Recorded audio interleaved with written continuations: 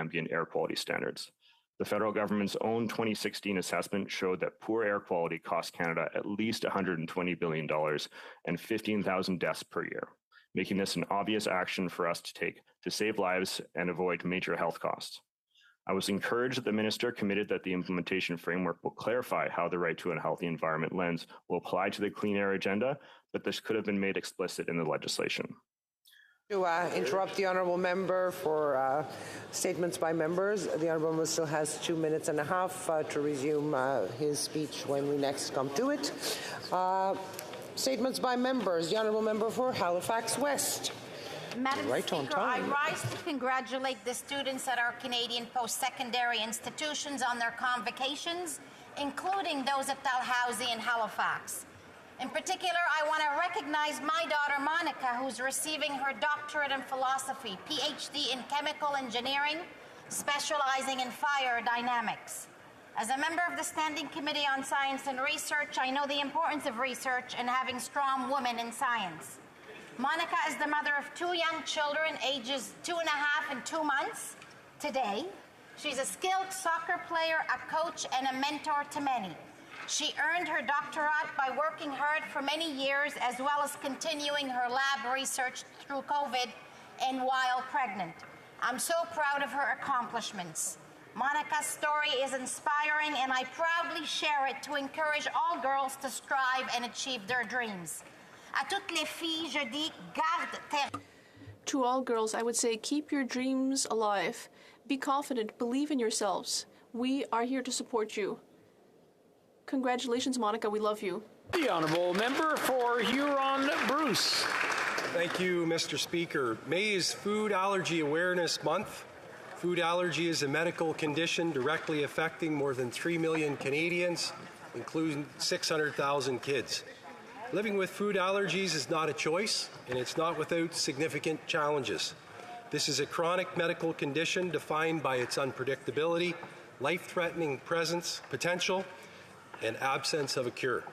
It is not without hope. Thanks to organizations such as Food Allergy Canada, great strides have been made to inform the public, 50% of whom will be touched by a food allergy in some way, and improve the life for families directly impacted. I want to acknowledge the parents, grandparents, caregivers, coaches, educators, and nonprofit organizations for their continued advocacy and support to improve the quality of life for those living with food allergies. Thank you. The honourable member for Nepean. Mr. Speaker, Indian Arrival Day is celebrated on various days in May in many countries, including Guyana, Trinidad and Tobago, Jamaica, Grenada, Fiji, Mauritius, Suriname, and many other countries, commemorating the arrival of the people from the Indian subcontinent to their respective nations as indentured labourers brought by European colonial master authorities. Last week, an international conference on indentureship was organized in Fiji by Global Gurmit Institute. Canadians who have come to our wonderful land from all these countries continue to mark this day. They have worked hard and preserved their history, their culture and heritage, which also benefits future generation Canadians. I would like to take this opportunity to recognize the contributions of these Canadians to the socio-economic development of our country and for strengthening our rich multicultural fabric. Thank you, Mr. Speaker. The Honourable Member for Berthier-Masquinongé. Mr. Speaker, today I would like to pay tribute to Jean-Pierre Gélina in Louisville. He is a remarkable volunteer who has volunteered with many organizations, like the Louisville Optimist Club, the Chevalier de Colomb, Minor League Baseball, the Louisville Crepe Festival, the Lac Saint-Pierre Commission, and many, many more causes. He also created the Volunteer Appreciation Evening. Monsieur Gélina understands that volunteering changes the world. Thank you for everything you've given, and my sincere congratulations. It is people who care, like you, who make this constituency such a remarkable place to live. The Honourable Member for Châteauguay-L'École. Mr. Speaker, today I rise to celebrate the 20th anniversary of the Canada-Africa Parliamentary Association, which I have the privilege of co-chairing along with Senator Amina Gerba. I would like to take the opportunity to thank all those who over the years have enabled our association to remain active and present here and internationally, including its founders, late MP Maurice Bélanger and retired Senator Raynell Andrechuk. We've met with African delegations visiting Canada. We've had bilateral visits in 34 African countries and to the Pan-African Parliament.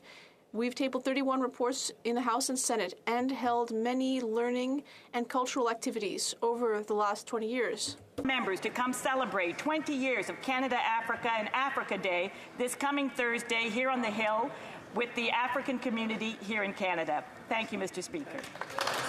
The Honourable Member for Battleford Lloydminster. Thank you very much, Mr. Speaker.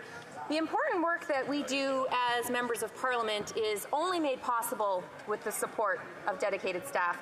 Today it is an honor for me to pay tribute to Sonia Hansen ahead of her upcoming retirement. Starting her career on the Hill in 1979, Whoa. She has remained a constant in these halls, outlasting MPs, leaders, prime ministers, and even some political parties. And since I was first elected, I have had the fortunate benefit to have her experience and her expertise around. Her work ethic, commitment to excellence, and the speed and care at which she tackles any task is only outmatched by her thoughtfulness and her sense of humor. While she will be greatly missed, I wish her a happy and a healthy retirement. And Mr. Speaker, I hope that all members in this place will join me in thanking Sonia Hansen for her decades of service and dedication to Parliament and all Canadians.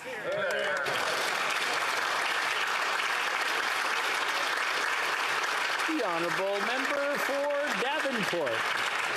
Speaker, on May 13, 1953, 70 years ago, the first boatload of Portuguese migrants reached Pier 21 in Halifax.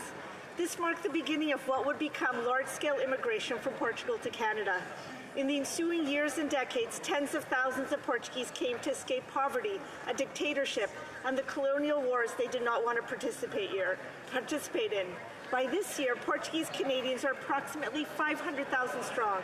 There are Portuguese communities right across Canada and over 125 Portuguese social clubs whose volunteers work tirelessly to promote the Portuguese language, culture, and traditions. Portuguese Canadians are leaders in all sectors of our economic, political, and social life. The Portuguese Walk of Fame highlight Portuguese Canadian leaders for outstanding achievements. This past weekend, the following four were added: Jack Oliveira, José Carlos Teixeira, Emma Dantas, Antonio de Souza. They and all Portuguese leaders serve not only as an inspiration to the Portuguese community, but to all Canadians. Parabéns to the community. Here's to a successful next 70 years. The Honourable Member for Newmarket, Aurora.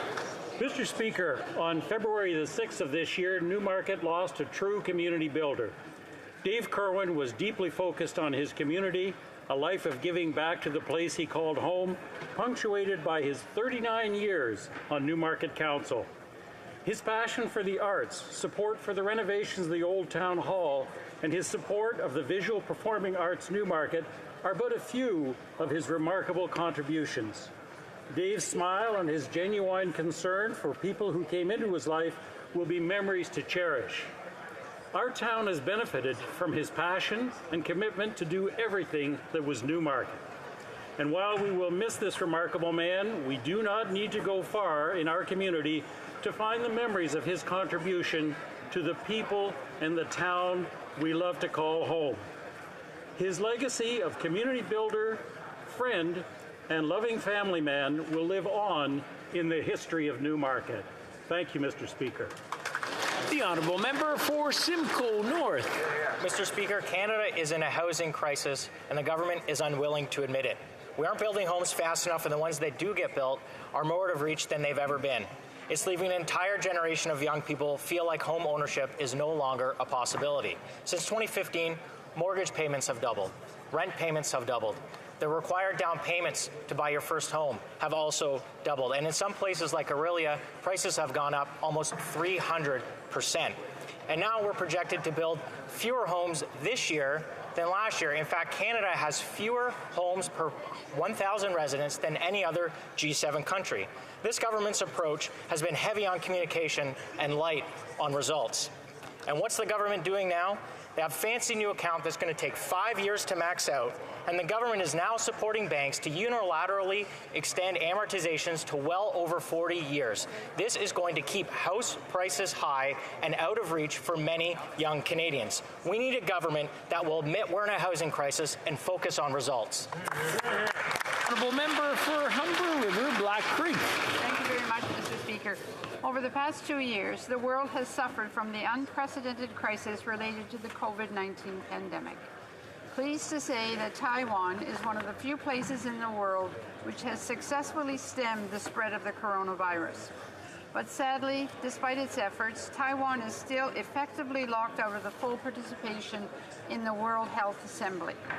Taiwan, as a responsible member of the global community, has always been committed to promoting public health and has contributed significantly to the international efforts to control and prevent the spread of infectious diseases.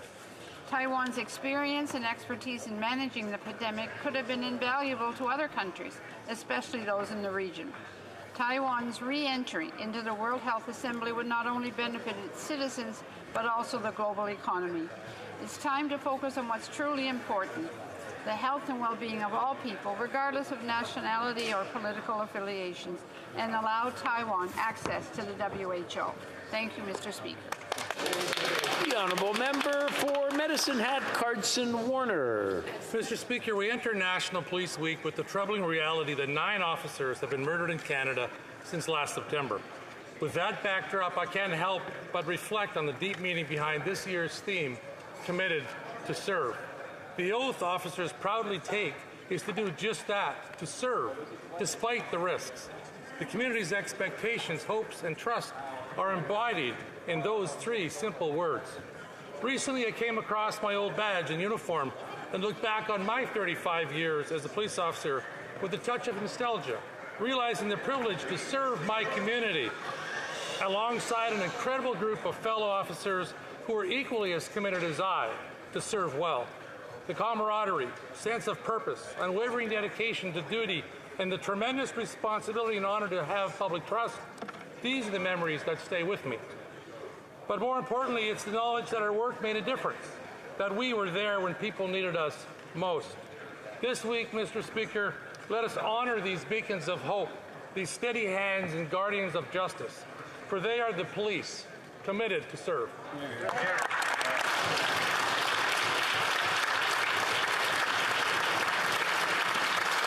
The honourable member for Peterborough Kawartha. It's time for solutions. The Conservative leader stands for the common sense of the common people united for our common home, Canada. How will he bring home a country that works for those who've done the work? Well, he will. Bring home lower prices by ending inflationary deficits and scrapping the carbon tax on heat, gas, and groceries. He will bring home powerful paychecks by lowering taxes and clawbacks to reward hard work. He will bring homes workers can afford by firing the gatekeepers and freeing up land to build. He will bring home safety by ending catch and release of repeat violent offenders. He will bring home freedom from foreign interference and woke government censorship. It is time to bring home solutions. The honourable member for Orléans. Weekend. I had the pleasure of attending the Mother's Day high tea event on Saturday, which was organized by my fellow Rotarian members of the Rotary Club of Orléans. The event was significant and symbolic, with the aim of honoring the women who have played important roles in our lives. Et sur ce, bonne fête des mères. Wishing everyone a happy Mother's Day. Among us, and it means it is a time to garden, plant flowers, grow vegetables, and much more. I had the pleasure to join the incredible team at Just Food in my community to officially open a new greenhouse and pavilion thanks to funding from the Canada Revitalization Fund. These much-needed spaces will become host to a weekly farmers market. Merci. The honourable member for Esquimalt-Saanich-Sooke. As a gay man of a certain age, the fight against HIV/AIDS will always have a higher profile for me. Even though this disease now equally affects intravenous drug users and Indigenous people alongside gay men. The government adopted the UNAIDS strategy for eliminating HIV in 2016. We know what to do. Other countries are making rapid progress. In Australia, from 2020 to 2022, new cases dropped by 39%, and they expect to successfully eradicate HIV by 2030. Instead, in Canada, new cases of HIV increased by 26%, the 6th year in a row of mounting new cases.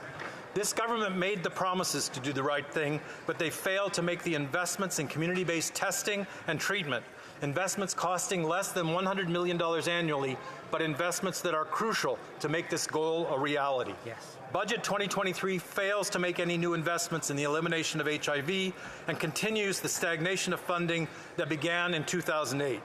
What in the world is this government waiting for? The time to act is now. We can eradicate HIV and AIDS in Canada if we act. Hear, hear. The Honourable Member for Abitibi-Témiscamingue. Mr. Speaker, I'm very honored today to rise to speak about one of the great patriots of Abitibi-Témiscamingue, who will be honored by the National Society of Quebecers of Abitibi-Témiscamingue and the Nord du Québec region. Monsieur Jean-Claude Beauchemin, he was mayor of Grenada and then mayor of Rouyn-Noranda. He always cared about helping the least well-off. He also founded a center to help people living with physical disabilities or major developmental disabilities. He also worked with youth, and he created a center for youth and a municipal youth commission that I participated in. He also cared deeply about culture, and that enabled Rouyn-Noranda to become the cultural capital that it is today, thanks to creating a number of festivals. He spent his life laying the foundations of the country of Quebec as a political advisor to premiers like Jacques Parizeau and Bernard Landry. Jean-Claude, Abitibi-Témiscamingue and your homeland will always eternally recognize you as one of its greatest patriots. I personally promise you that I will continue, like you will do, I hope, for a long time, to build our future country, Quebec.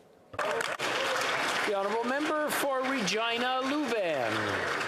Canadians were shocked and disappointed yet again by these Liberals. The Minister of Immigration announced a new Canadian passport, and it was less than inspiring. They erased the iconic image of Vimy Ridge, a truly nation-building event in our history, and replaced it with a squirrel eating a nut. Instead of the grit, perseverance, and the journey of hope that inspired our country, represented by an image of Terry Fox, they replaced it with an image of a young boy with an uncanny likeness to the current Prime Minister jumping into Harrington Lake. And to show this government's true commitment to feminism, these Liberals removed feminist rights pioneer Nellie McClung, and she was replaced by a picture with a man in a wheelbarrow. The pages of our passport should tell the story of Canada as it happened, and not be filled with woke Liberal virtue signaling. I hope common sense prevails within the NDP Liberal coalition. This government must reverse course and return the symbolic moments that unite our country back to the pages of our passport. The honourable member for Fleetwood Port Kells.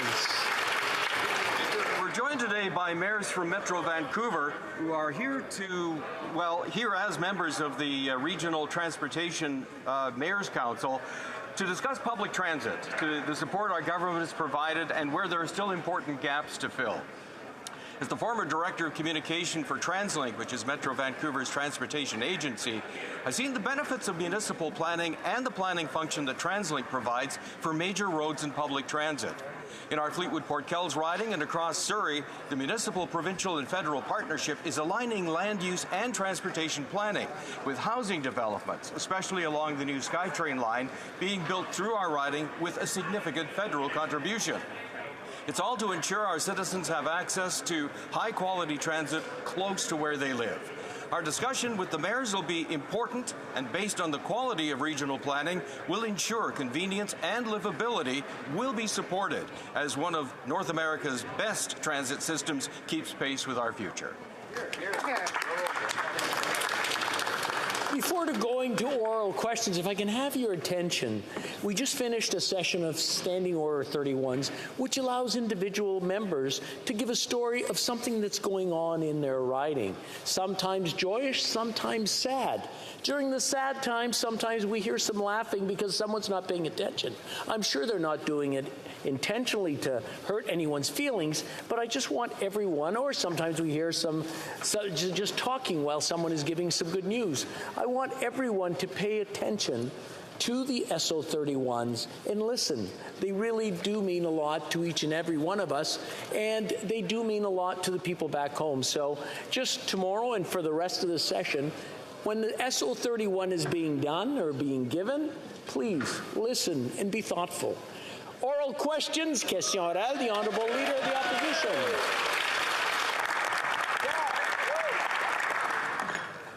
Thank you very much, Mr. Speaker. Sometimes with this government, though, we don't know whether to laugh or cry when it comes to the way they spend money. This minister said in her fall update that the budget would be balanced in 2028. In her budget, she said it would be balanced never. Weeks before that budget, she said that deficit spending fuels inflation and interest rate hikes. Then she added $60 billion of that fuel to the inflationary fire at a cost to $4,200 per family. Why won't the minister get off the backs of the hardworking Canadians and get rid of the inflationary taxes and deficits that they have to pay? The Honourable Deputy Prime Minister.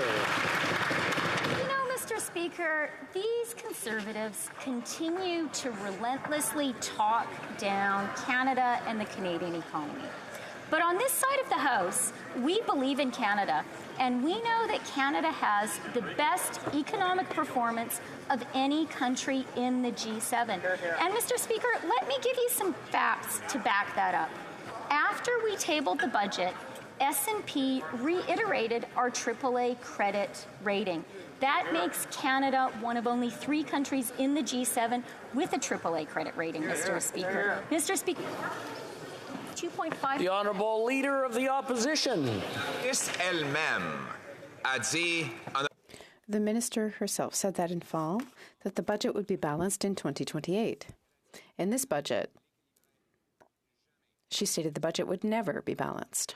And before the budget, she said that deficits put oil on the inflationary fire and added $60 billion worth of that oil. That means over $4,000 of debt for every Canadian. Why do Canadians have to pay for the incompetence and change of minds of this government? The Honourable Deputy Minister. Monsieur le Président, Mr. Speaker, it's important to understand the data and to understand that Canada is a G7 country that has the strongest economy. I will give you some facts to support that. For example, our country's economic growth in the first quarter was 2.4%. Mr. Speaker, Canada has recovered 129% of jobs lost during the pandemic and 115% in the United States. The Honourable Leader of the Opposition. We see that she and the Prime Minister are completely disconnected from the daily reality of everyday Canadians, and we see why. He left the country, has been avoiding questions about the unpopular budget. In American universities, has gone to American universities instead of talking to people here. She's the one who admitted that deficits feed inflation and that she was going to find $1 of savings for every $1 of spending. Where's that promise in the budget implementation? The Honourable Deputy Prime Minister. Mr. Speaker, last week, I was very proud to be in Japan at the meeting of G7 finance ministers. It's important for Canadians to understand that the Conservatives may think that Canada's finance minister shouldn't go to international meetings. If that's what the Conservatives think, they have to tell the truth to Canadians. About the Canadian economy, we have the strongest G7 economy, thanks to Canadians' work in our government, the Honourable Leader of the Opposition. Impressive that the Deputy Prime Minister and the Prime Minister are attending really important meetings in Japan and the United States with really important people around the world. We're talking to the common people right here in Canada who can't pay their bills, Mr. Speaker. 1 in 5 skipping meals because they can't afford the inflationary carbon tax on food. 1.5 million eating at food banks. Some asking for help with medical assistance and dying because they can't afford to eat, heat, or house themselves. The minister admits deficits caused this inflation, yet she added 60 billion more of them. Why does she keep boosting prices while she travels abroad? The right, or the Honourable Deputy Prime Minister. Mr. Speaker, let's be really clear on what the Conservatives are insinuating. The Conservatives are trying to insinuate today that there is something elitist, that there is something that goes against the interests of regular Canadians when Canadian leaders attend G7 meetings. And I want to ask Canadians, do they think it is wrong for the Prime Minister to go to a meeting with the President of the United States, the Prime Minister of the UK, the Prime Minister of Japan? Leader of the Opposition. No, we just wish he'd remember that the real people who pay the bills actually live right here in Canada. Here in this land. These are the people that Liberals forget about when they're jet-setting around the world, when this deputy minister is over in the States giving speeches at fancy American universities. She's forgetting about the people who are paying 12% more for food because of her carbon tax, forgetting 9 in 10 young people can't afford a home because she's driven up interest rates so much with her deficits, and forgetting the seniors that can't fill their fridges because food has become too expensive. Why won't she and her Prime Minister get back on the ground in Canada and stand up for the people who do the work here? The Honourable Deputy Prime Minister. You know, Mr. Speaker, someone who lives in government-provided accommodation in a multi-room residence with a chef and a chauffeur, and someone who has been on the public payroll his entire professional life should not suggest that our government is acting against the interests of Canadians when we attend meetings of the G7. We are proud to represent Canada at the top table in the world, and we're going to continue to do that. L'honorable député de la Prairie. Mr. Speaker, the Prime Minister continues to sink in the quicksand of Chinese interference. What real action did he decide to take? Did he launch a public and independent commission of inquiry, as everyone asked? No. Did he take up the Bloc's proposal, such as a permanent office of inquiry? Nope. What did he do? He called by-elections. Every day for months, we've been talking about China interfering in our elections. And before doing a single thing about interference, he calls for elections. Is this a bad joke? L'honorable ministre de la Sécurité publique. The Honourable Minister of Public Safety. Mr. Speaker, we take the issue of foreign interference very seriously. To protect our institutions, we created an independent panel that's working well. We are looking forward to receiving Mr. Johnston's recommendations, a former Governor General who was appointed by a Conservative Prime Minister. With all the initiatives we've already implemented and those recommendations, we continue to protect all of our democratic institutions. The Honourable Member for La Prairie. Mr. Speaker, calling for by-elections now, which could have easily been held in the fall, shows that the Prime Minister doesn't think that election interference by the Chinese isn't urgent. Neither is investigating recent elections or protecting the next ones or reestablishing the public's trust in our democracy. What's urgent for him is to measure the political price to be paid to voters for his high-profile inaction on the issue of Chinese interference. Why, once again, is the Prime Minister unable to put democracy's interests first, ahead of those of the Liberal Party? L'honorable ministre. The Honourable Minister.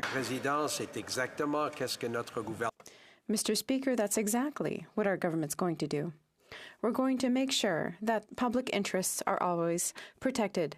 Our government has taken real action to counter foreign interference in our institutions.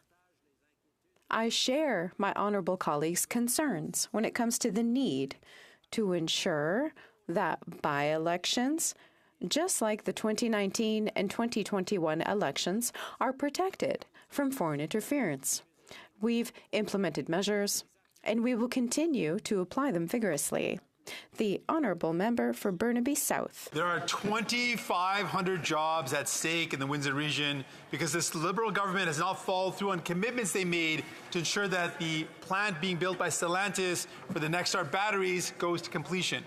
We've already heard from the Mayor of Windsor, who's raised alarm bells and written directly to the government. The unions are deeply concerned. All other levels of government have done their part. So when will this Liberal government follow through on commitments and get this plant built and ensure those jobs are protected? The Honourable Deputy Prime Minister. Mr. Speaker, our government believes in good-paying jobs in the auto sector, and we have showed that time and again. We showed that when we fought for and secured a NAFTA deal that protected our auto sector. We showed that when we fought for and secured Canada being carved in to the U.S. EV incentives, which protected our auto sector. We showed that with the historic VW investment, which creates an auto sector for the future. And we are showing that in Windsor. But you know what, Mr. Speaker?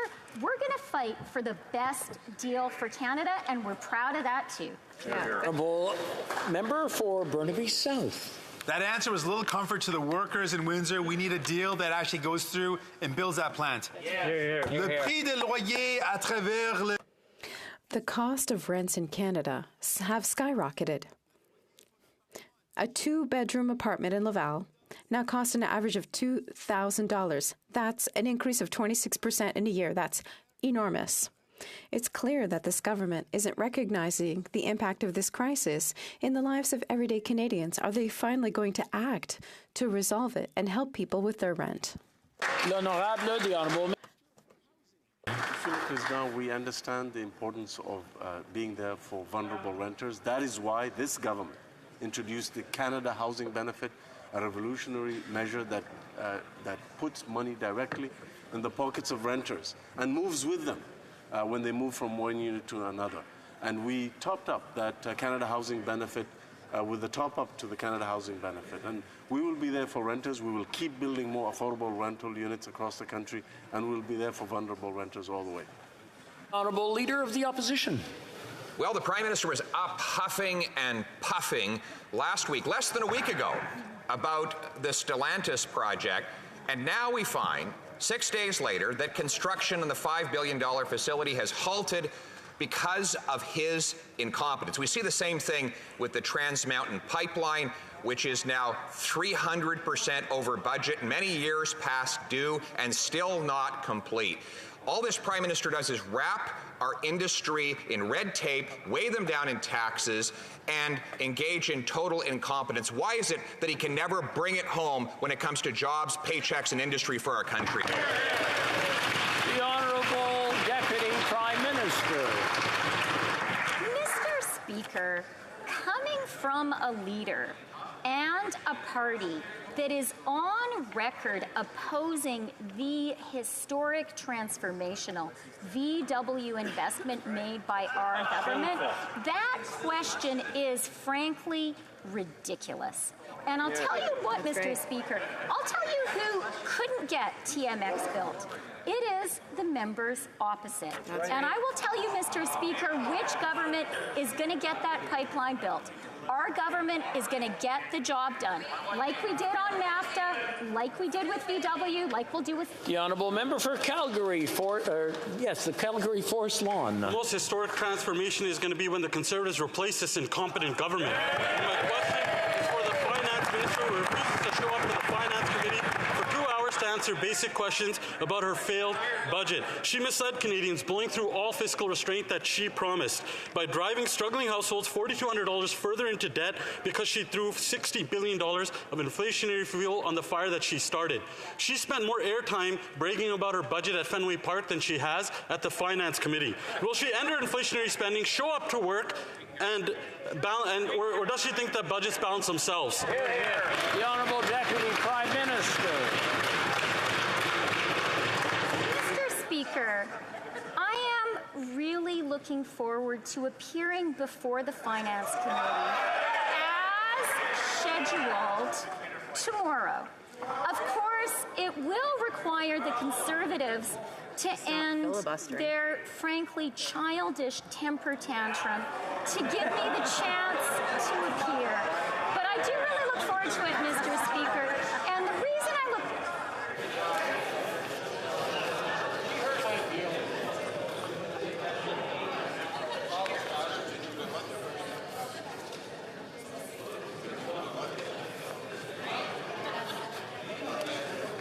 Going to wait for silence on all sides. And while someone's answering, I would ask everyone not to shout them down. That's almost like bullying in a schoolyard. The Honourable Deputy Prime Minister has 10 seconds left. You might say, Mr. Speaker, you might even say that shouting down a woman speaking in the House is a childish temper tantrum. You might say that, but I do look forward to appearing before the committee tomorrow, as I've always been scheduled to do. The Honourable Member for Thornhill. Canadians are grateful that the Finance Minister has finally returned to Canada. Inflation and higher interest rates are really challenging for a lot of people. That means one of my principal responsibility is not to pour fuel on the flames of inflation, so fiscal responsibility is really important. Mr. Speaker, those are the words of the Finance Minister just 9 weeks ago, who can't bring herself to answer basic questions about why her budget is the exact opposite. She's gone into hiding, trying to distance herself from her own government. Canadians want to know if she's going to answer the question, and if not, will she get out of the way so Conservatives can just take over? The Honourable Deputy Prime Minister.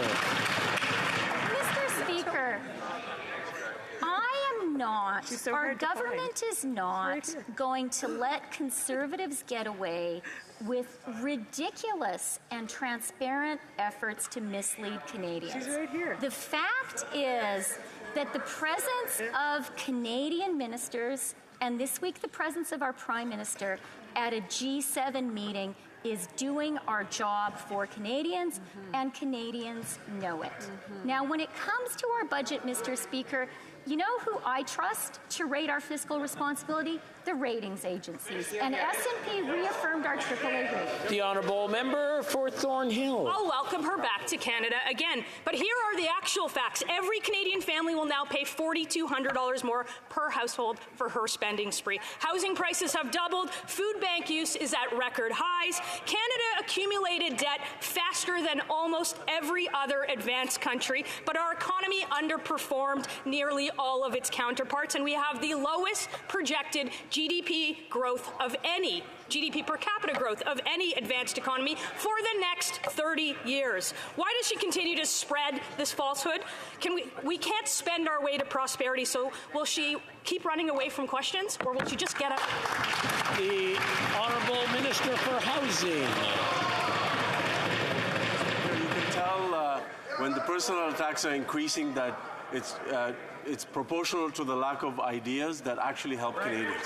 When you look at housing supply, we're the party that has enabled more Canadians to access affordable housing, as well as more access to the dream of Canadian home ownership through the first-time home buyer tax-free savings account, a 1% tax on vacant, non-Canadian, non-residential real estate, as well as building more housing supply through the Housing Accelerator Fund.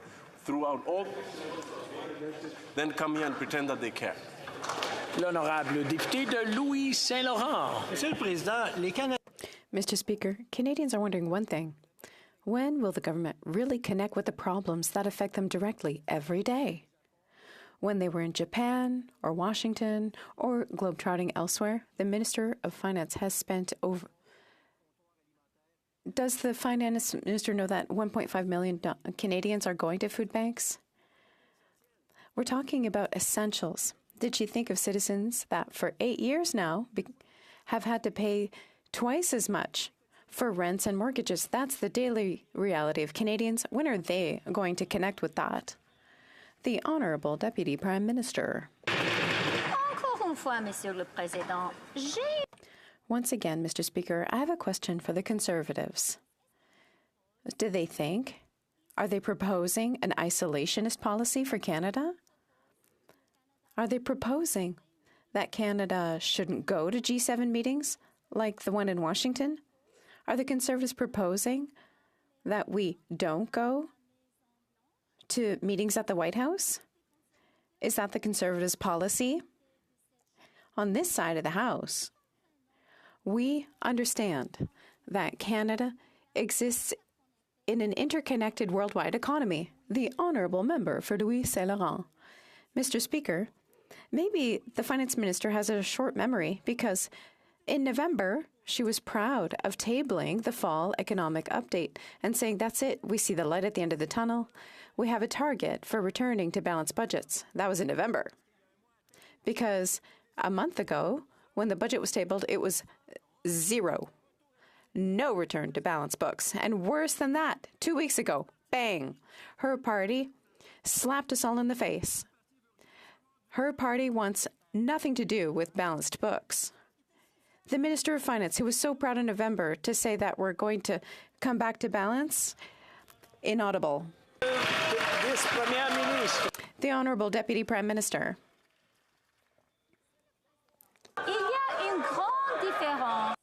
Mr. Speaker, there's a big difference between our government and the Conservatives. The difference is that we are proud of Canada. We're proud of the Canadian economy. When it comes to budgetary policy, the S&P agency has supported our AAA credit rating after our budget was tabled. And I think that Canadians are smart enough to believe S&P and not anti-Canadian rhetoric coming from the Conservatives. The Honourable Member for Lac-Saint-Jean. Mr. Speaker, the Minister for Foreign Affairs said that the Bloc is being alarmist when it comes to the Century Initiative. But the Bloc is not the one that's scaring the world. It's the government. A government has to calculate immigration thresholds by taking into account capacity for housing and healthcare and childcare and so on. A unilateral increase in immigration thresholds puts too much pressure on those areas. Will the government acknowledge that a target of 500,000 newcomers per year is too much? The Honourable Parliamentary Secretary to the Minister for Immigration. Thank you, Mr. Speaker. If the Bloc Québécois wants to see how to protect Quebec's demographic weight, they should read the Canada-Quebec Agreement, which has been working for 3 decades. If they want to know our plan to reverse the decline of French, I invite them to read the new action plan on official languages. If they want to know our plan for supporting Francophone communities throughout all of Canada, they have to read the press release on the way we reached the 4.4% target of Francophone immigration. All they have to do is Google it. Député de Lac-Saint-Jean. The Honourable Member for Lac-Saint-Jean. Immigration is a source of wealth in human wealth. It helps us to redefine the way that we live together, gives us new ideas and perspectives. But for that to succeed, integration has to happen. 500,000 people as a target for 2025 means that the federal government is ahead of the Century Initiative. It's impossible for Quebec to maintain its political weight or to integrate all of these newcomers. Will the minister lower the immigration thresholds? The Honourable Parliamentary Secretary. Mr. Speaker, listen, I think the Bloc Québécois believes that the government has a crystal ball when it comes to our new immigration thresholds over the next. This is for the next 3 years and not for the next 75 years. The Minister of Immigration was clear. This decision's being made based on what seems to be the best immigration policy for Canada, based on the needs and capacity for Quebec and Canada. We will always be there to welcome immigrants. Thank you. Honorable député de Lac-Saint-Jean. Faut bien les accueillir. En immigration, les libéraux se drapent dans la. In immigration, Liberals wrap themselves in virtue and good feelings. They talk about a welcoming society and about receiving millions of newcomers, but they are often forgotten and suffer inhuman delays. La Presse tells us that an access to document request that should take 20 days takes a year. La Presse also informs us that a father can't go to his 6 sons' bedside because he doesn't have a refugee travel document. It's tragic. Instead of dramatically increasing thresholds, what's the minister going to do to shorten these inhumane processing times within his own department? The Honourable Parliamentary Secretary. I'm proud of the question because we're going to be very clear. We've made significant progress in reducing backlogs and improving services to our clients. Looking at the numbers, we've reduced more than requests by 500,000. We've processed 5.2 million requests last year, or applications last year. We are providing quality services to Canada. For Simcoe North. A year ago, the finance minister said she had a red line. Our debt to GDP ratio must continue to decline, the finance minister said. Pandemic debt must be paid down. This is a line we will not cross. So much for that red line. The government has increased the debt by $4,200 for each Canadian family. Our debt to GDP ratio will increase this year, and deficits now extend as far out as the eye can see. Does the finance minister regret making this cast-in-stone, stone-cold promise to Canadians? The Honourable Deputy Prime Minister. Canada's debt and debt to GDP ratio, let me quote someone that all members of this House should trust, and that is the Parliamentary Budget Officer. At the Finance Committee a few weeks ago, he said, when looking at G7 countries, Canada compares very favorably on net debt to GDP. Further in his testimony, he described a conversation he had with Moody's, who said that Canada's deficit should make us, quote, quite happy because by European standards, that's very low. That's not me talking, Mr. Speaker. That's the Parliamentary Budget Officer. The Honourable Member for Simcoe North. Mr. Speaker, this finance minister and government have quite a bad track record of making predictions. They told us interest rates would remain low, so we must spend. They told us that deflation was more likely than inflation. And when inflation came, they said it would just be here for a little while. The minister assured us the economy would continue to grow, and now it's slowed to a halt. They're always playing catch-up, and Canadians are paying the price. We are now spending as much on interest on the debt as we are sending to provinces for health care. Right. How can Canadians afford any more of this government? Good job, the Honourable Deputy Prime Minister. You know, Mr. Speaker, let me tell you who pays the price for conservative economic policies. The people who pay the price for conservative so-called economics are the most vulnerable among us. Since we formed government, Mr. Speaker, 2.7 million Canadians have been lifted out of poverty. Our government introduced the CCB, which has lifted more than 400,000 children out of poverty, and the GIS, which has helped over 900,000 seniors. We believe in a balance between compassion and fiscal responsibility, and that's what... If I could just ask the front benches to maybe lead the example for the rear benches, I think that would probably help things quite a bit. The Honourable Member for Peterborough-Kawartha. The finance minister's inflationary budget is costing each Canadian family $4,200. Yet she said, and I quote, "We are absolutely determined that our debt to GDP ratio must continue to decline. Our deficits must continue to be reduced. This is a line we shall not cross." So she clearly understands her government deficits are driving up inflation, interest rates, and affordability, yet she doubles down on them. So I'll give her a chance one more time today. Will she finally listen to her own advice and cut this inflationary spending? The Honourable Deputy Prime Minister. Mr. Speaker, here's the question the Conservatives have to answer. They have to tell Canadians what they would cut. That's right. Would they cut the $200 billion that we have invested in the healthcare system? I sure hope not, because Canadians rely on our healthcare system, and they are proud of the federal government that is supporting it. I want to ask, would they cut the $300 billion we've invested in early learning and childcare? Again, I think they kind of want to cut that. I sure hope they never form government. This party doesn't, because you know what? Canadian families need that support that we are providing. The Honourable Member for Burnaby South. A recent report has now found that Halifax has become the third most expensive city in the country when it comes to rentals. They experienced an increase in rental prices of 25% in 1 year. 25%, that's a massive increase in rent.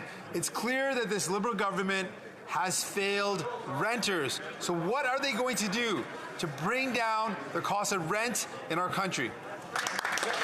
The Honourable Minister for Housing. We understand that more and more Canadians are facing challenges with respect to rental payments.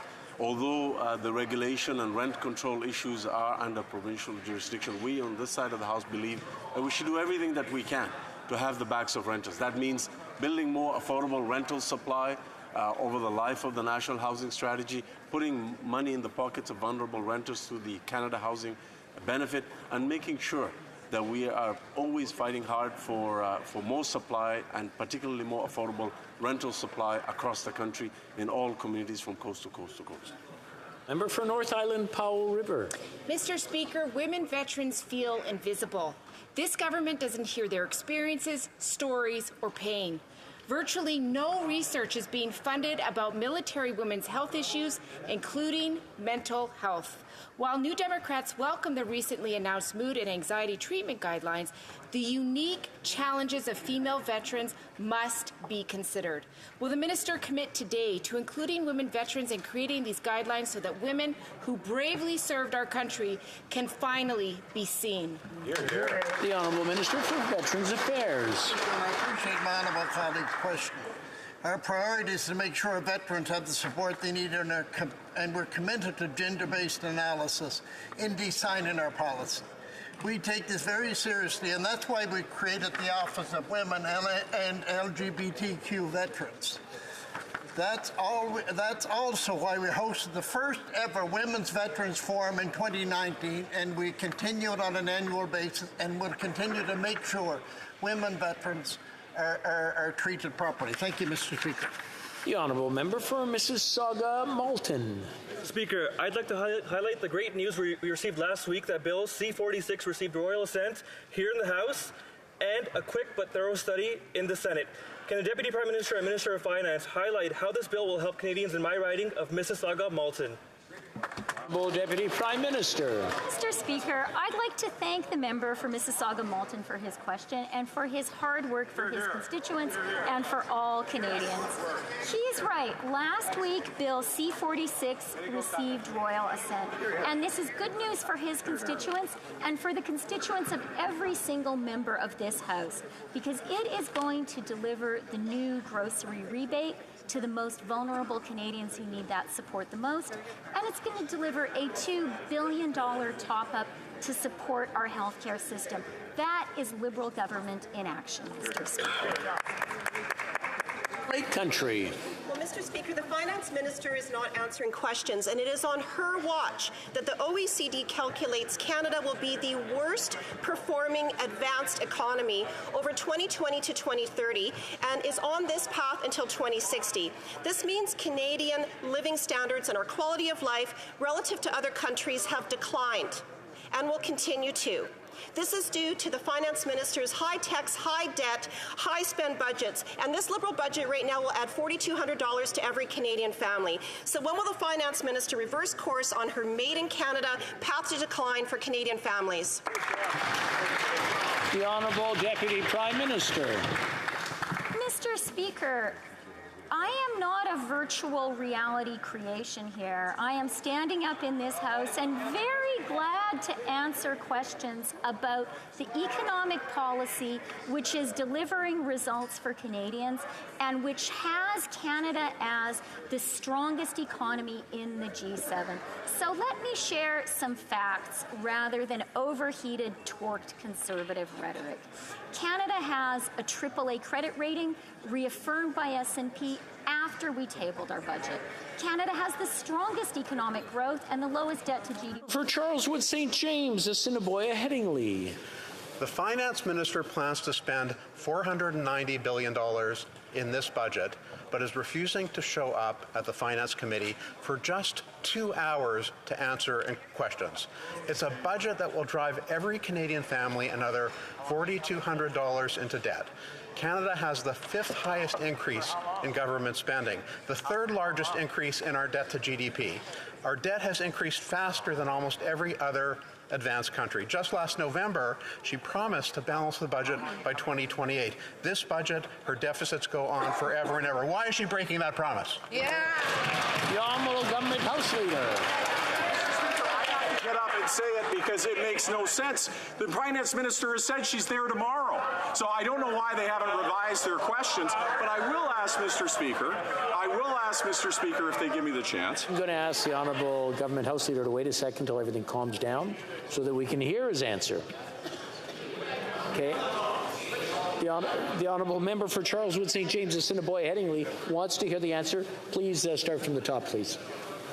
Well, Mr. Speaker, as I said, the finance minister is appearing tomorrow. So it does seem ridiculous for the finance minister to keep standing and saying she's going to be there tomorrow. But I do want to come back to them questioning why the finance minister of a G7 country would participate in G7 meetings. Well, Mr. Speaker, it may be because we live in an interconnected economy. You know, when the Conservatives were dealing with issues like climate change, they went to world forums to attack action on climate change and to drag other counters out of doing the essential work of protecting our planet. We talk to other countries because we understand we live in an interconnected world, Mr. Speaker. Member for Northumberland, Peterborough South. Thank you. We do welcome the finance minister back to the House here. But what we're asking for, let's be clear, is for 2 hours of her time. That's $1 billion a minute. You know what? We have real problems. According to a university report, we have the 3rd largest increase in its total debt to GDP ratio, which has resulted in one of the lowest GDP growth ratios. In fact, we're to be at the bottom of the OECD going forward. Will the minister finally come to Finance Committee for 2 hours to explain why she's broken all of her promises? The Honourable Minister for Families. It's typical of the Conservatives that they won't take yes for an answer. The finance minister is going to committee tomorrow, so long as they don't filibuster it. But let's talk about our economic record, Mr. Speaker. They were talking about the OECD. Interrupt again. It's starting to get a little noisy. I'm having a hard time hearing the answer, and I'm sure the Honourable Member for Northumberland, Peterborough South, is having a hard time hearing a response to his question. So I'm going to ask the Honourable Minister for Families to start from the top, please. Mr. Speaker, as I was saying, it's typical of the Conservatives to take yes for an answer as the Minister of Finance is scheduled to go tomorrow. But of course, that will depend on the Conservatives to stop their filibuster. But let's talk about our economic record, Mr. Speaker. My honourable colleague was talking about the OECD. Well, when the Conservatives came into office back in 2006, they ranked 17th when it came to child poverty. By the time they left in 2015, Canada ranked 24th, Mr. Speaker. They fell. So I'm not going to take any lessons from the Conservatives, but currently Canada ranks 2nd in OECD when it comes to reducing child poverty. The Honourable Member for Northumberland, Peterborough South.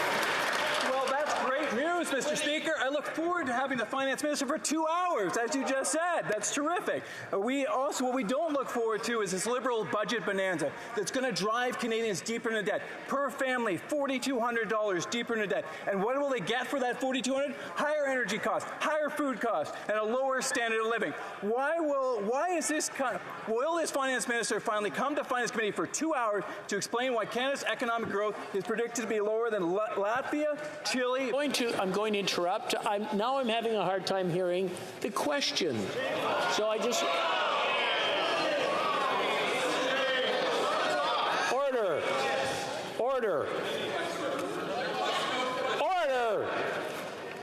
When I try to calm things down, it doesn't mean you get to throw rocks just because you think you don't live in glass houses anymore. Please, everybody, calm down. The Honourable Member for Northumberland, Peterborough South, from the top, please, and we'll hear the full question. Well, we want to hear the full question. Let's see if we can get through that. Thank you very much, and thank you for quieting that childish temper tantrum. This Liberal budget bonanza is driving Canadians further and further into debt. Each Canadian family is being driven down to the cost of $4,200 a month. And what are Canadians getting for it? Higher energy costs, higher food costs. I'm going to repeat this question one more time. Will the minister appear for 2 hours to explain her failed economic record? The Honourable Deputy Prime Minister. Mr. Speaker, you shouldn't be too troubled by not hearing the question from the Conservatives, because it is the same nonsensical question we have heard repeatedly and which we have answered repeatedly. So let me assure everyone that I am looking forward to appearing before the Finance Committee tomorrow, as I have enjoyed questions today. And as to what Liberal economic policy is delivering for Canadians, let me say this. Jobs, jobs, jobs. The strongest job market in Canadian history, and that's what matters to hard-working Canadians. The Honourable Member for Repentigny. The Trans Mountain Pipeline project continues to be a major drain on the public purse. It's engulfing money at a frightening rate. When the government bought the pipeline from Kinder Morgan, they estimated the cost of the expansion at $7.4 billion. By 2020, it was $12.6, and by 2022, it was $21.4. Today, it's $30.9 billion and counting. What's the limit, Mr. Speaker? How far is the federal government going to indebt Canadians for the sole purpose of selling dirty oil? The Honourable Deputy Prime Minister. Mr. Speaker, we know how important it is to get a fair price for our resources on international markets. The government does not intend to be the long-term owner of this pipeline, and the divestment process will be launched once the project is further ahead. Thank you. The Honourable Member for Repentigny. Trans Mountain's expansion at our expense is not just an economic failure, it's an environmental disaster, because after spending so much money on this project, this Crown Corporation will need to run the tap for a long time. Trans Mountain expects to move 890,000 barrels of oil every day after the expansion, and it's going to take a lot of flow to pay off a $31 billion debt. But what about our environmental debt to future generations, Mr. Speaker? Who's going to take care of that? The Honourable Deputy Prime Minister. Mr. Speaker, our government is very proud of our industrial plan. It's a green plan. It's a plan that's investing $120 billion in the green transition. It's a historic step that will protect the climate globally and create good jobs for a whole generation of Canadians. We're very proud to be the government that's doing that. Brentford Brent. Mr. Speaker, the Public Safety Minister falsely stated that all Beijing-backed police stations have been shut down. Now he confirms that new stations may still be operating on Canadian soil. Minister, words matter. This incompetent minister continues to mislead this House regarding this crucial issue. He has all the intelligence and security agencies at his disposal to get to the bottom of the issue. Simple question, Minister. Just looking for a number. How many Beijing-backed police stations are still operating in this country? I want to remind the honourable members to place their questions through the chair and try to use as parliamentary language as possible. Don't push it to the limit. Just try to be as nice and play well together. The Honourable Minister for Public Safety. Mr. Speaker, by now, I hope my Conservative colleague will have heard the answers, which have been consistent, that the RCMP took decisive and concrete action to disrupt the foreign interference activities in relationship to those so-called police stations, and of course they will continue to do the same going forward. The bigger question, Mr. Speaker, is what the Conservatives did about foreign interference when they last held the reins of government. The answer is nothing. On this side of the House, we will continue to make the investments and put the authorities in place so that we can protect our democratic institutions. The Honourable Member for Charlesburg, Haute-Saint-Charles. Mr. Speaker, the Minister of Public Safety admitted to CTV News that there were a number of Chinese police stations operating in Canada, even though he said the opposite at committee. The CSIS and Safeguard Defenders, a Spanish human rights organization, identified that there were Chinese police stations operating in Canada. Now that the minister admitted what the situation is, can you tell us how many police stations, Chinese police stations, are still operating in Canada? The Honourable Minister. Mr. Speaker, you have to listen to the government answers, including at committee. I said that the RCMP took action to disrupt these so-called foreign police stations and other foreign interference. Now we need to protect our democratic institutions, and only the Conservatives have been obstructing progress on this important issue. The Honourable Member. Mr. Speaker, I don't think the Conservatives have been obstructive. I think we've been proactive. The minister says the RCMP has done this and that, but the answer is simple. How many Beijing-backed police stations are currently operating in Canada? The Honourable Minister. Mr. Speaker, supported by initiatives and investments by the federal government, the RCMP has remained vigilant, not just with respect to foreign interference, but with respect to all public safety issues. And only the Conservatives continue to obfuscate and obstruct the government's priorities when it comes to national security. We need to work together to protect our democratic institutions. That's the focus of our government. The Honourable Member for Pontiac. Thank you, Mr. Speaker. Last week, the Government of Canada and the Government of Quebec announced the largest acquisition of electric buses in North America. This project will put 1,229 new electric buses assembled at the Nova Bus plant in Saint-Eustache on Quebec roads by 2027. Can the Minister of Intergovernmental Affairs, Infrastructure and Communities explain to the House how the government's historic investment will improve the lives of Quebecers and contribute to Canada's transition to a green economy? The Honourable Minister of Intergovernmental Affairs. Mr. Speaker, I'd like to thank my colleague for Pontiac for her question. Canadians rely on public transit to get where they need to go. That's why the Government of Canada is investing $780 million in 1,229 new electric buses in Quebec. With this historic investment, our government, in partnership with Quebec, is working to reduce Canada's greenhouse gas emissions, create more green jobs, good jobs in manufacturing in Quebec, and to give Quebecers a modern and reliable transportation network. Mr. Speaker, a few weeks ago, a mother and her child were fatally stabbed in a random attack outside of an Edmonton school. The suspected killer had been released on bail 18 days prior. He had a long history of violence, Mr. Speaker, and had he not been released, this woman and her child would still be alive. And so the Edmonton Police Department and police departments across the country are demanding serious bail reform. Will this Liberal government finally listen and reverse all of their reckless catch-and-release bail policies, Mr. Speaker? Will they do that? The Honourable Minister of Justice. Our sympathies obviously go out to the family in question here.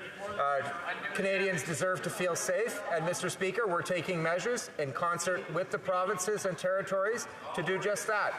The honourable member will notice that there is something on the order paper, and that hopefully that bail reform will be coming soon, Mr. Speaker. But we have listened, we have worked with our provinces and territories, our provincial and territorial counterparts. We've worked with police associations. We have listened to them, Mr. Speaker, and we have a plan moving forward. Honourable member for Kildonan and St. Paul. Mr. Speaker, the challenging thing is how can Canadians trust this Liberal minister when it's his Liberal government that created the problem? That's right. And it's not just us saying this. If you look at last month, the Victoria Police Department warned the public that a man charged with 10 counts of sexual assault with a weapon had been released on bail. Wow. And why was this vile rapist released on bail, you may ask, Mr. Speaker? Well, the Victoria Police Department pointed to Bill C-75, a Liberal bill from 2019 that reformed the bail system, Mr. Speaker. Again, I'm asking if they will reverse all of their reckless and dangerous catch-and-release bail policies and keep Canadians safe once and for all, Mr. Speaker. Will they do that? The Honourable Minister of Justice. Mr. Speaker, I obviously share the honourable member's concern. Bill C-75, Mr. Speaker, did not fundamentally change the law of bail in Canada. It codified a number of Canadian Supreme Court decisions, and in certain cases, Mr. Speaker, with respect to sexual assault, made it harder to get bail by adding another reverse onus provision in that particular bill. Mr. Speaker, we have heard the call with respect to repeat violent offenders. We've heard the call with respect to offences with weapons. And, Mr. Speaker, we've promised to act. It's a complicated problem, but we're doing it together with the provinces and the territories. Very good, David. The Honourable Member for Bellechasse, Les Etchemins-Lévis. Mr. Speaker, we've been saying this for a long time. Major changes are needed to the legislation that allows dangerous criminals and even repeat offenders out on bail. The result? Criminals end up on our streets instead of behind bars. This has to change. Will the Prime Minister put an end to the revolving door system he created, make the necessary changes, keep criminals in jail, and protect our communities? The Honourable Minister of Justice. Thank you, Mr. Speaker. Canadians deserve to be safe and feel safe. And that's precisely what we've been doing since October. We've been working with the provinces and territories and with our justice counterparts and public safety counterparts to look at how we can improve the bail system, particularly in the case of repeat offenders and violent crimes. Mr. Speaker, that's precisely what we're doing. Thank you. Calgary Skyview. Mr. Speaker, Canadians across the country are watching as wildfires rage across central and northern Alberta. Frontline responders are courageously fighting the fires and evacuating communities. Tens of thousands of Albertans have been forced from their homes. Can the government update this House on what support they're offering the province in this trying time? Good question. The Honourable Parliamentary Secretary, l'Honourable Secrétaire. Wait a minute, we've got the Honourable Minister of Defence. Mr. Speaker, I thank the honourable member for his question, and our thoughts are with all Albertans during this difficult time. The Canadian Armed Forces have deployed approximately 300 members to assist with fighting fires as well as airlift and engineering supports, Mr. Speaker. We are also making sure to match Red Cross donations. The Prime Minister is in Alberta today, Mr. Speaker, and we will continue to stand with Albertans during their time of need. Thank you. The Honourable Member for Timmins, James Bay. After ignoring 20 non-compliance orders from the Human Rights Tribunal and spending $10 million fighting First Nation kids in court, this government has a new scheme. They're simply ignoring their obligation to pay the therapists who are providing the First Nation children's services under Jordan's principle. The minister's policies are in direct defiance of the Rights Tribunal ruling, and this is threatening to put child therapists into bankruptcy. We're talking about the most fragile children in the country. Why is this government so determined to deny First Nation children access to Jordan's principal services for which they are entitled? The Honourable Minister for Indigenous Services. Mr. Speaker, since July 1st, 2016, the federal government has approved an estimated 2.56 million products under Jordan's principle, Mr. Speaker. That means that Indigenous children are getting the health services they need all across the country. And Mr. Speaker, as the member opposite knows, I'm looking into this particular case. We'll ensure that providers who provide services can get paid in an acceptable time frame to continue to deliver those services. L'honorable député de Richmond. The honourable member for Richmond Arthabaska. Mr. Speaker, in the 2019 election, the Liberals promised to plant 2 billion trees to capture carbon. A year later, they earmarked $3.2 billion to get the job done. But according to the Commissioner of the Environment's latest report, an audit of the first 2 years of planting shows that at this rate, we won't even get to 4% of the total promised trees by the end of 2030. Mr. Speaker, cities, provinces, and the public have a right to know how this is going to be accomplished. Where's the $3.2 billion and what's the plan? The Honourable Parliamentary Secretary. Mr. Speaker, we'd like to thank the Commissioner for his report, and we take it seriously. Between the study and the release of the report, we negotiated 6 deals for the planting of 260 million trees. And in Quebec last week, the Environment Minister was there to announce that 275 million trees had been planted. We're on track, and we will get the job done. That's all the time we have for question period. Conformément à l'ordre adopté le jour. It being 3:15, pursuant to order made on Thursday, June 23, 2022, the House will now proceed to the taking of the deferred recorded division on the motion of Mr. Blanchet relating to the business of supply. Members.